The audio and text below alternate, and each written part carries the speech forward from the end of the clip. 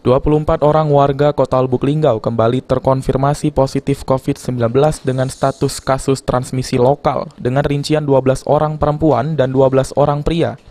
Sehingga saat ini total pasien COVID-19 di Kota Lubuk Linggau sebanyak 751 orang. Salah satu pasien yang menjalani perawatan di rumah sakit sendiri dinyatakan meninggal dunia. Ketua Satgas Penanganan COVID-19 Lubuk Linggau mengatakan, pencegahan COVID-19 dilakukan secara protokol kesehatan dan siap melakukan penanganan kasus virus corona secara optimal, yakni dengan pencegahan dengan protokol kesehatan dan menyiapkan sarana dan prasarana kesehatan, seperti rumah sakit dan juga 2 rumah sehat.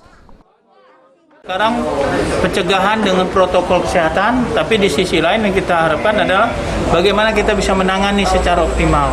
Nah, penanganan secara optimal ini kita lakukan dengan berbagai macam cara. Apa itu? Menyiapkan sarana prasarana kesehatannya, seperti rumah sakit.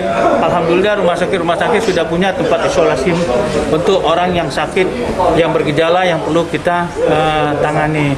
Di sisi yang lain kita juga sudah punya rumah-rumah sehat untuk menangani daripada masyarakat kita yang terpapar yang tanpa gejala.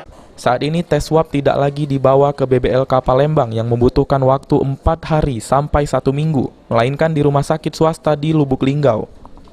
Tri Hajariah, PAL TV.